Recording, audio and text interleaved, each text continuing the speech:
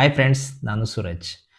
ಮಹಾರಾಷ್ಟ್ರದಲ್ಲಿ ನಡೆದ ಒಂದು ಘಟನೆ ಇಡೀ ಮಹಾರಾಷ್ಟ್ರಕ್ಕೆ ಮರೆಯಲಾಗದ ಘಟನೆ ಆಗ್ಬಿಟ್ಟಿದೆ. ಯಾಕಂದರೆ ಒಬ್ಬ ಮಗ ಎಷ್ಟು ಕಾಡಿ ಬೇಡಿ ಯಾವ ಥರ ಮಾಡ್ಕೊಂಡ, ಯಾವ ಥರ ಸಿಟ್ಟು, ಯಾವ ಥರ ಕೋಪ, ಯಾಕೆ ಈ ಥರ ಆಗಿದೆ, ಈ ಜೆನ್ಸಿ ಅಂತಾರಲ್ಲ, ಈ ಜೆನ್ಸಿ ಯಾಕೆ ಈ ಥರ ಆಗ್ತಿದೆ ಅಂತಲೂ ಗೊತ್ತಾಗ್ತಾ ಇಲ್ಲ.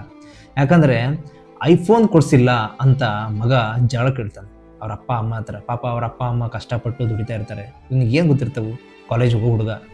ಒಂದು ಅವರು ಫ್ರೆಂಡ್ಸು, ಅವರ ಪರಿಚಯದವ್ರು ಯಾರು ಐಫೋನ್ ತಗೊಂಡ್ರು ಅಂತ ಇವನಿಗೂ ಹುಚ್ಚು. ನಾನು ಐಫೋನ್ ತಗೊಂಡು ಸ್ಟೈಲ್ ಮಾಡಬೇಕು ಅಂತ ದುಡ್ದು ಓದಿ, ಫಸ್ಟಿಗೆ ಸ್ಟಡಿ ಮಾಡಿ ಕಾಲೇಜಿಗೆ ಹೋಗಿ ಕಡೆಗೆ ದುಡ್ದು ಹಣ ತಗೊಂಡು ನೀನೇ ಕೈಯಾರ ತಗೊಳ್ಳೋದೇ ಬೇರೆ, ಅಪ್ಪ ಅಮ್ಮನ ತಗೊಂಡು ಮಜಾ ಮಾಡೋದೇ ಬೇರೆ ಆಗುತ್ತೆ.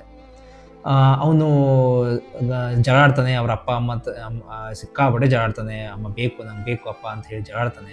ಆದರೆ ಸುಮಾರು ದಿನದಿಂದ ಕೇಳ್ತಾ ಇರ್ತಾನೆ ಅವ್ರ ಅಪ್ಪ, ನೋಡುವ ಮಗ, ನೋಡುವ, ಕೊಡಿಸು ಆಗ್ತದೆ, ನೋಡುವ, ಮುಂದಿನ ಸಲ ನೋಡುವ ಅಂತ ಹೇಳ್ತಾ ಇರ್ತಾನೆ. ಆದರೆ ಅವನ ಮಾತೇ ಕೇಳಲ್ಲ ಹುಡುಗ, ಕುನಾಲ್ ಅಂತ ಹುಡುಗ. ಅವನ ಮಾತೇ ಕೇಳಲ್ಲ, ನನಗೆ ಬೇಕೇ ಬೇಕು ಅಂತ ಪಣ ತೊಟ್ಟು ಹಿಡಿತಾನೆ. ಒಂದು ದಿವಸ ಮೊನ್ನೆ ಏನಾಗುತ್ತೆ, ಇಲ್ಲ ನನಗೆ ಬೇಕೇ ಬೇಕು ಅಂತ ಹೇಳಿ ದೊಡ್ಡ ಜಗಳ ಮಾಡ್ತಾನೆ. ಜಗಳ ಆಡಿ ಅಲ್ಲಿಂದ ಸೀದಾ ಬೆಟ್ಟಕ್ಕೆ ಹೋಗ್ತಾನೆ. ಮಹಾರಾಷ್ಟ್ರದಲ್ಲಿರೋ ಒಂದು ಬೆಟ್ಟಕ್ಕೆ ಹೋಗ್ತಾನೆ. ಬೆಟ್ಟ ಹತ್ತುತ್ತಾನೆ. ಬೇಡ, ನನಗೆ ಜೀವ ಬೇಡ, ನನ್ನ ಜೀವನವೇ ಬೇಡ, ನನಗೆ ಬೇಜಾರಾಗ್ಬಿಟ್ಟದೆ, ನಂಗೆ ಐಫೋನ್ ಇಲ್ಲದೆ ನಂಗೆ ಆಗಲ್ಲ, ಬೇಕು ಅಂತ ಹೇಳ್ಕೊಂಡು ಅವನು ಬೆಟ್ಟ ಹತ್ತುತ್ತಾನೆ. ಬೆಟ್ಟ ಹತ್ತಿದ ತಕ್ಷಣ ಇಲ್ಲಿ ಅವ್ರ ಫ್ಯಾಮಿಲಿಲಿ ಅವ್ರ ಅಪ್ಪ ಅಮ್ಮ ಬರ್ತಾರೆ. ಅವ್ರ ಅಪ್ಪ ಅಮ್ಮ ಬಂದು ಕೇಳ್ತಾನೆ, ಮಗ ಬೇಡ ಮಗ, ಪ್ಲೀಸ್ ಮಗ, ಹಂಗೆ ಮಾಡಬೇಡ ಮಗ, ಆಯಿತು ನೋಡುವ ಬಾ, ಮುಂದೆ ನೋಡುವ ಬಾ, ಹಂಗೆ ಮಾಡಬೇಡ, ಜೀವ ಕಳ್ಕೊಬೇಡ, ನಿನಗೆ ಕಾಲಿಗೆ ಬೀಳ್ತೀನಿ ಅಂತ ಬೇಡ್ಕೊಳ್ತಾಳೆ ಅವ್ರ ಅಮ್ಮ.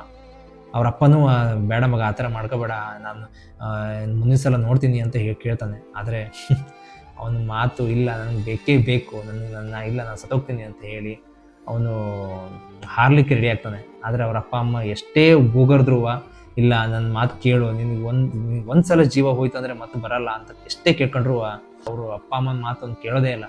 ಕಡೆಗೆ ಅಷ್ಟರಲ್ಲಿ ಪೊಲೀಸರು ಕೂಡ ಬರ್ತಾರೆ. ಪೊಲೀಸರು ಬಂದು ಪೊಲೀಸರು ಕೂಡ ಅವ್ರಿಗೆ ಹೇಳ್ತಾರೆ, ಬೇಡ ಆ ಥರ ಮಾಡಬೇಡ, ಮುಂದಿನ ಇದಾಗತ್ತೆ, ಸುಮ್ಮನೆ ಯಾಕೆ, ಇನ್ನೂ ಜೀವನ ಬೇಕಾದಷ್ಟಿದೆ, ಆ ಥರ ಮಾಡ್ಕೋಬೇಡ ಅಂತ ಎಷ್ಟೇ ಕೇಳ್ಕೊಳ್ತಾರೆ.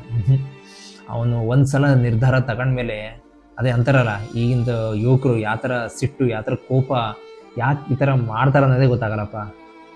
ಕಡೆಗೆ ಅವನು ಎಂತ ಮಾಡ್ತಾನೆ, ಇಲ್ಲ ನನಗೆ ಬೇಡ, ನನಗೆ ಜೀವನ ಬೇಡ ಅಂತ ಹೇಳಿ ಅಲ್ಲಿಂದ ಹಾರ್ಲಿಕ್ಕೆ ರೆಡಿ ಆಗ್ತಾನೆ. ಅಷ್ಟರಲ್ಲಿ ಅವ್ರ ಅಪ್ಪ, ಬೇಡ ಮಗ, ಬೇಡ ಮಗ, ನಾನು ಬರ್ತೆ, ತಡಿ ಮಗ ಅಂತ ಹೇಳಿ ಅವ್ರ ಮಗನಿಗೆ ನಿಲ್ಲಿಸ್ಲಿಕ್ಕೆ ಹೋಗ್ತಾನೆ ಅಲ್ಲಿಂದ. ಆದರೆ ಅಷ್ಟರಲ್ಲಾಗಲೇ ಅವನು ಹಾರ್ಲಿಕ್ಕೆ ರೆಡಿಯಾಗೇ ಇರ್ತಾನೆ. ಕೊನೆಗೆ ಅಷ್ಟರಲ್ಲಿ ಅವ್ರ ಅಪ್ಪ ಮೇಲೆ ಬಂದು ಇನ್ನೇನು ಮಗನಿಗೆ ಹಿಡ್ಕೋಬೇಕು ಅನ್ನೋ ಅಷ್ಟರಲ್ಲಿ ಅಲ್ಲಿ ಏನೋ ಏನೋ ಆಗತ್ತೆ. ಅಲ್ಲಿ ಸಮಥಿಂಗ್ ಅಂದರೆ ಕಾಲು ಜಾರತ್ತೋ ಏನೋ ಸಮಥಿಂಗ್ ಏನೋ ಆಗುತ್ತೆ. ಸೊ ಹಂಗಾಕೊಂಡು ಅವರಿಬ್ಬರು ಅಲ್ಲಿಂದ ಮೇಲಿಂದ ಕೆಳಗೆ ಬಿದ್ದೇ ಬಿಡ್ತಾರೆ. ಜಾರು ಬೀಳ್ತಾರೋ ಅಥವಾ ಅಲ್ಲಿ ಏನಾಗುತ್ತೋ ಗೊತ್ತಿಲ್ಲ, ಅಲ್ಲಿದ್ದವರಿಗೆ ಗೊತ್ತು. ಸೊ ಹಾಕೊಂಡು ಅಲ್ಲಿಂದ ಇಬ್ಬರು, ಅಪ್ಪ ಮತ್ತು ಮಗ ಇಬ್ಬರು ಅಲ್ಲಿಂದ ಹಾರ್ತಾರೆ ಅಂದರೆ ಬೀಳ್ತಾರೆ, ಅಲ್ಲಿಂದ ಬೀಳ್ತಾರೆ. ಅದನ್ನು ನೋಡಿದ ಅವ್ರ ತಾಯಿ, ಅವ್ನ ಹುಡುಗನ ತಾಯಿ, ಯಪ್ಪ ದೇವ್ರೆ, ಹೆಂಗಾಗಿರ್ಬೇಡ, ಗಂಡ ಮಗ ಇಬ್ಬರು ಬೆಟ್ಟದ ಮೇಲಿಂದ ಹಾರ್ತಾ ಇರ್ಬೇಕಾದ್ರೆ ಆ ತಾಯಿ ಜೀವ ಏನಾಗಿರ್ಬೇಡ. ಆಮೇಲೆ ತಾಯಿಗೂ ಸಿಕ್ಕಾಬಟ್ಟೆ ಬೇಜಾರಾಗತ್ತೆ. ಈ ಸಿಕ್ಕಾಬಟ್ಟೆ ಒಂಥರ ಏನು ಮಾಡಬೇಕು ಅಂತಲೇ ಗೊತ್ತಾಗಲ್ಲ. ಅದಾದಮೇಲೆ ಅವ್ರ ತಾಯಿನೂ ಮೇಲೆ ಹೋಗ್ತಾಳೆ. ಮೇಲೆ ಹೋಗಿ ಅಲ್ಲಿಂದನೇ ಮತ್ತೆ ಹಾರ್ತಾಳು. ಈ ಒಂದು ಸಿಟ್ಟು, ಒಂದೇ ಒಂದು ಐಫೋನ್ ಕೊಡಿಸಿಲ್ಲ ಅನ್ನೋ ಒಂದು ಮ್ಯಾಟ್ರಿಂದ 3 ಜೀವ ಹೋಯಿತು. 3 ಜೀವ. ಅವರು ಆರಾಮಾಗಿ ಸಂಸಾರ ನಡೆಸ್ತಾ ಇದ್ದವರು ಅವರು, ಇದರಿಂದ 3 ಜೀವ ಹೋಯಿತು. ಅದಕ್ಕೆ ಹೇಳೋದು, ಆ ಥರ ಎಲ್ಲ ಏನು ಸಿಟ್ಟು ಕೋಪ ಎಲ್ಲ ಯಾಕೆ ಆ ಥರ ಮಾಡ್ಕೋಬೇಕು, ಬೇಕೇ ಬೇಕು ಅನ್ನೋದು ಯಾಕೆ ಬೇಕು? ತಂದೆ ತಾಯಿ ಕಷ್ಟಪಟ್ಟು ದುಡಿದಿರೋದು ಯಾಕೆ? ನಿಮ್ಮ ಒಳ್ಳೆಯದಕ್ಕೆ ಅಲ್ವಾ? ಓಕೆ ಫ್ರೆಂಡ್ಸ್, ಈ ವಿಡಿಯೋ ನಿಮ್ಗೆ ಇಷ್ಟವಾದರೆ ಲೈಕ್ ಮಾಡಿ, ಸಬ್ಸ್ಕ್ರೈಬ್ ಮಾಡಿ. Thank you friends.